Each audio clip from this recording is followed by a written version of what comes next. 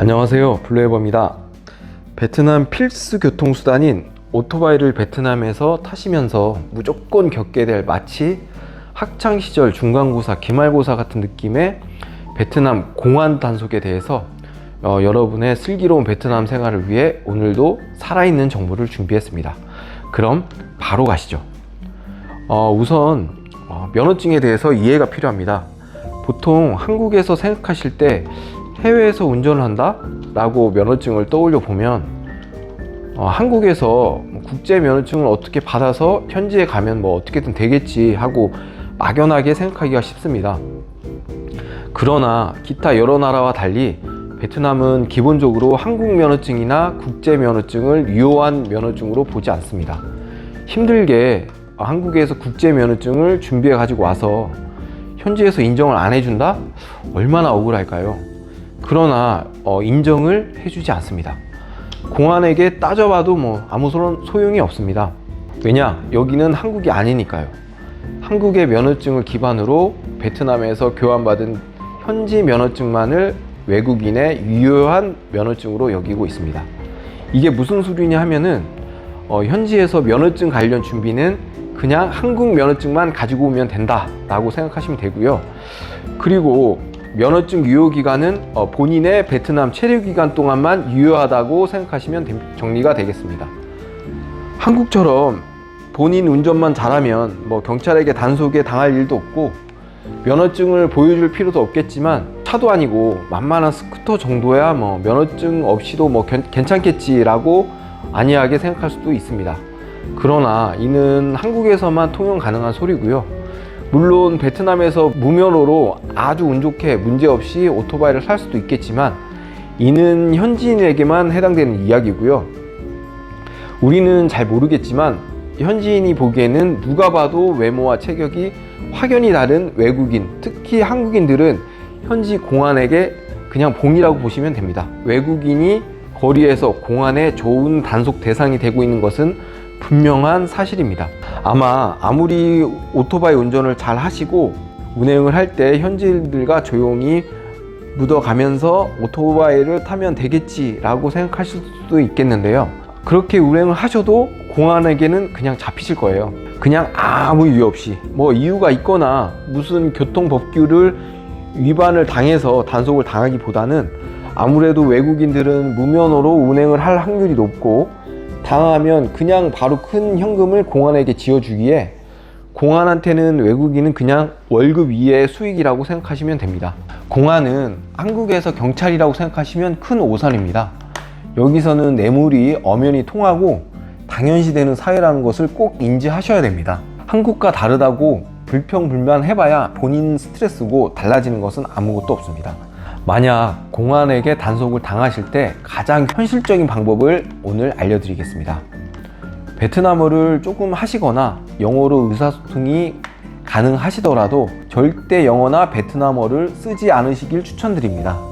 또 돈을 얼마 정도 주면 해결된다고 어디서 들은 것 같아서 당한 나머지 단속 시 현지 뇌물 시세 10만 동이나 50만 동 고액권을 주는 룰을 범해서는 절대 안 되겠습니다. 왜냐? 제가 알려드릴 거니까요. 공안에게 일단 걸렸다고 하면은 우선 침착하게 마음의 준비를 하시고 전략적으로 나가셔야 합니다. 공안에게 무조건 한국말만 쓰시면서 외국인이니까 네가 하는 말은 전혀 이해가 안 간다 라는 제스처를 계속 표시하시면서 시간의 여유가 있으시면 가급적 시간을 끄시길 바랍니다. 네가 나를 씨름하는 시간 동안 다른 사람 3-4명은 더 잡을 수 있고 지금 나를 상대하는 것은 너의 시간 낭비야 라는 느낌을 팍팍 주셔야 합니다. 이미 현지 공안의 경우의 수를 다 파악하고 계시는 게 훨씬 유리합니다. 전략은 단순합니다. 우선 공안을 무조건 피곤하게 만든다. 쉽죠?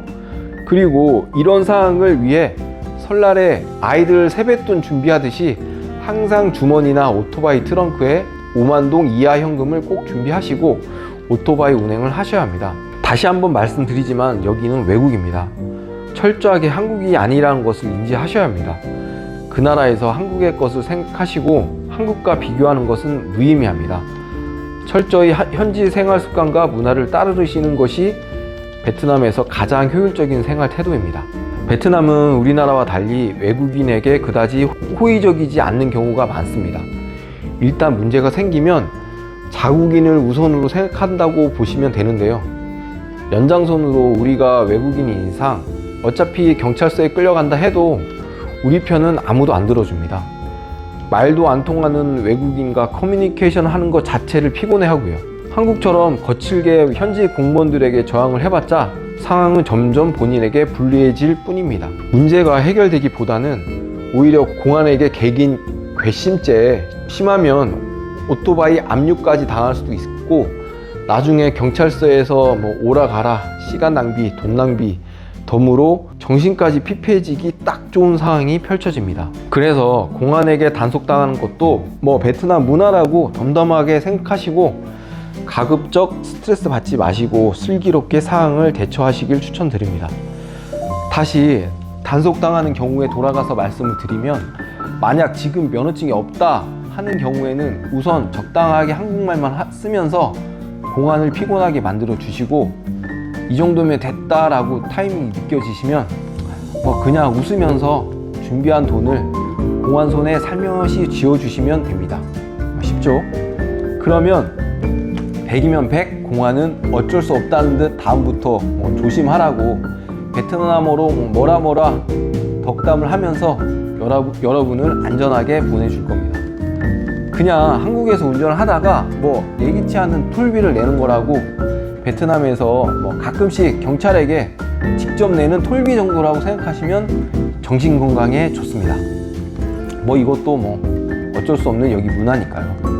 화를 내고 스트레스 받아봐야, 다시 한번 말씀드리지만, 본인 손해입니다. 만약 운이 좋아 공안과 마주치지 않으면 다행이지만, 매일 뭐 동네에서만 오토바이를 운행할 수도 없고, 그래도 뭐 어디 간다고 구글 지도 보면서 뭐 큰 길로 무조건 나가야 할 텐데요.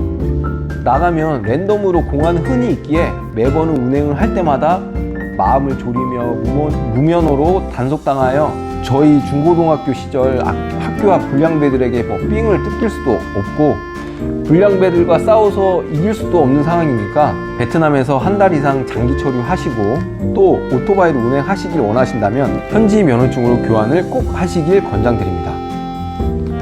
오늘 영상이 도움이 되셨다면 여러분 구독, 좋아요 버튼 부탁드리고요.